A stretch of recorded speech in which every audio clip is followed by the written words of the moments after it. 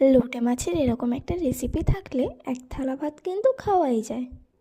তো প্রথমে দেখো, লোটে মাছটাকে ভালো করে কেটে ধুয়ে নুন হলুদ মাখিয়ে নিয়েছি।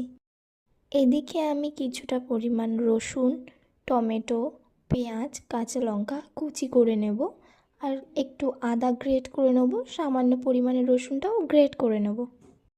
এদিকে ফ্রাই প্যানে কিছুটা পরিমাণ সর্ষের তেল গরম করে তাতে 5 ফোড়ন, 2টো তেজপাতা ও পেঁয়াজ কুচি, রসুন কুচি, লঙ্কা কুচি, গ্রেট করা আদা রসুন ও টমেটো কুচি দিয়ে মশলাটাকে ভালো করে কষিয়ে নেব।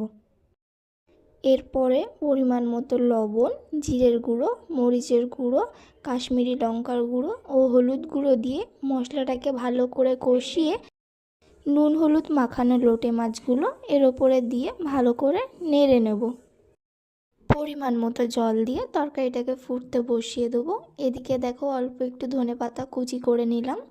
ততক্ষণে দেখো তরকারিটা ভালোভাবে ফুটে গেছে। ওপর থেকে একটু গরম মশলার গুঁড়ো আর ধনেপাতা ছড়িয়ে দিলেই রেডি আমাদের লোটের তেল ঝাল। গরম গরম ভাতের সাথে পরিবেশন করে দেখুন, টেস্টটা কিন্তু ফাটাফাটি। এরকম আরও ভিডিও পেতে চ্যানেলটি অবশ্যই সাবস্ক্রাইব করে রাখবেন।